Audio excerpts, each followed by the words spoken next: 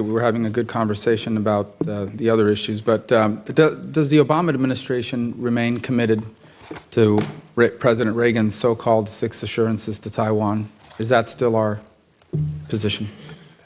Senator, thank you. The underpinning of our policy is our One China policy, the 3 U.S.-China joint communiques, and the Taiwan Relations Act. But the quote-unquote 6 assurances that you're referring to continue to play an important part as an element of our approach to Taiwan and the situation across the strait. All 6 of them remain the policy of the United States? What I would say, Senator, is that in the context of the agreements that I mentioned, what's known as the 6 assurances comprise an ongoing element of our approach to the Taiwan question. I guess my concern now is why can't the answer be yes, all 6, we remain committed to all 6 of them as elements of our foreign policy? Why are you unable to say that? Well, what I'm trying to communicate, Senator, is that the underpinning of our approach to Taiwan is the One China policy, the 3 communiques, and the Taiwan Relations Act. That having been said, what's known as the 6 assurances, which date back to the Reagan administration, as you say, are things that we take seriously and remain important elements as we formulate practical policies vis-a-vis. Yeah, I'm concerned about the answer because on a number of occasions after meeting with the president, the Chinese have actually misrepresented. In fact, in one instance, the Chinese actually said that the U.S. policy towards Taiwan was evolving and changing. And so I understand you're not the decision maker about what our policy is, but I must say I am concerned that I'm unable from the administration today to get a statement that the 6 assurances remain, all 6 remain things we are firmly committed to, as opposed to simply things that inform us or elements of our policy. So I am not wrong then to leave here today and say that all 6 assurances remain elements of our policy, but they are no longer necessarily the cornerstone of our policy, or that the administration is not prepared to say that we remain committed to all 6 in their totality, as understood by President Reagan when he enunciated them.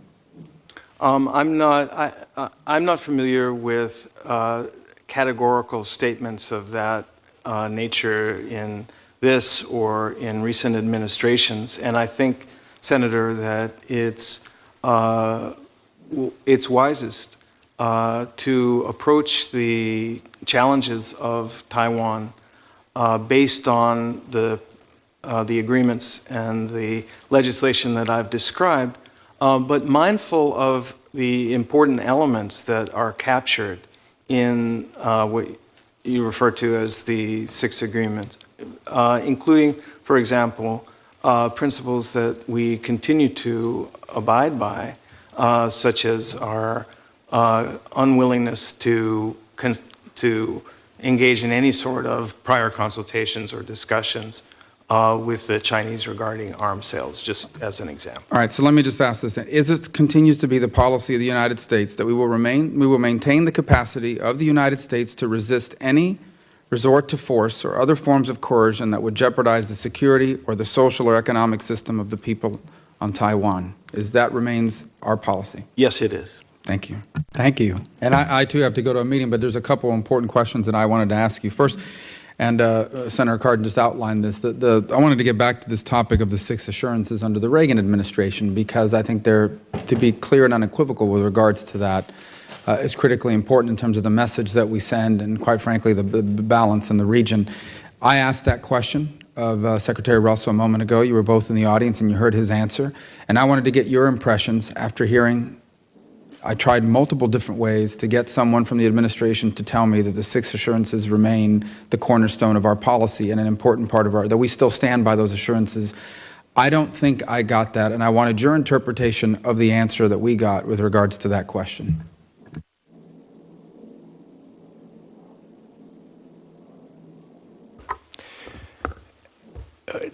I was surprised that it wasn't a more direct response and that it couldn't be made in the affirmative.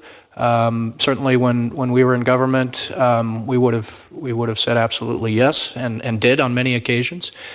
So I hope the administration has the opportunity to clarify that, because I think the signal that it sends is a reassuring one if our friends in Taiwan know that they still apply in their totality, as your question asked. To Denmark, did you have a comment on the? Sure. Thank you, Senator. I think the 6 assurances, as you said, are incredibly important in our relationship.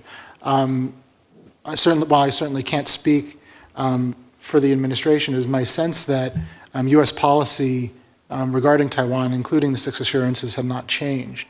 There were some public comments from other administration officials a few weeks ago on this topic, specifically after the Chinese Foreign Ministry misreported interactions between President Obama and President Xi, which stated explicitly that U.S. policy towards Taiwan had not changed.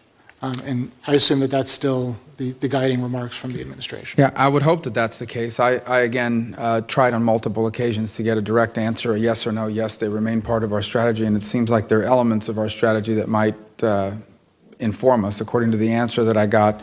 And I hope we can bring some clarity to it, because I was surprised by the answer myself, and I felt that I didn't think it was a hard question. I just wanted to get it in the record. And unfortunately, we didn't get the answer we want, which I think actually is counterproductive. In fact, I think that in China, that answer that was given here today could potentially be misinterpreted as, in fact, an opening of some sort for a change in the U.S. posture towards Taiwan. I am very concerned about the answer that we got, and I hope that we can bring some clarity to it over the next few days. And I intend to ask that question as well in writing of the Secretary of State to get clear assurances that that remains a cornerstone of our policy.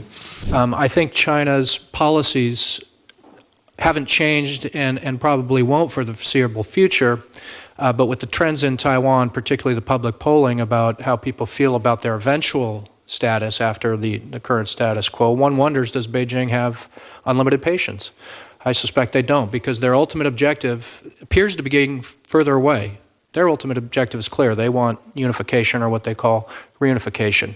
The polling suggests that goal is getting further away, which is why I think our support for Taiwan's security needs remain very relevant, even in this era when there's improvements in the cross-strait political and economic relationship. If Beijing understands its policies aren't bringing it closer to its ultimate objective, then the option of the use of force could become more attractive, particularly if we're not doing our part in helping Taiwan with its defense needs. Well, and that, first of all, I appreciate both of you being here today, and thank you for your testimony, and thank you for your time. That is exactly our concern, that any sort of weakening or questioning or equivocation on the part of U.S.'s stance towards Taiwan, in fact, invite miscalculation or recalculation on the part of the Chinese. And if people think that what's happening in Crimea is complicated, they have no idea what any sort of territorial dispute in this part of the world would look like. It would be incredibly destabilizing, would have an immediate impact on the way Japan and South Korea and other nations portray themselves. And I think the two nations who right now feel the most immediately threatened by the aggressiveness of the Chinese government, one is the Philippines, because they simply don't have the capability, and the other is Taiwan. And it is, I think, that any sort of weakening or any sort of confusion about where the U.S. stands in our commitment to this relationship invite potential aggressiveness and aggression in a way that could end up finding us in a conflict that's much more complicated and, in fact, much more dangerous than even what we're seeing around the world today. 大家好，我是主播周玉琴。很多的朋友告诉我们，选择原版的太阳星全效克菲尔益生菌。它添加有羽衣甘蓝，健康再加分。而有睡眠困扰的朋友们，赶快选择蓝色包装这一款晚安加强版，绝对是更有感。每日克菲尔，时刻美好 ，Good Feel Good， 请上快点购为健康下单，而且要记得输入推荐代码，有额外的折扣优惠。太阳星全效克菲尔益生菌基础版、晚安加强版，新包装改版，内容不变，抽取更方便。要吃就吃最好的。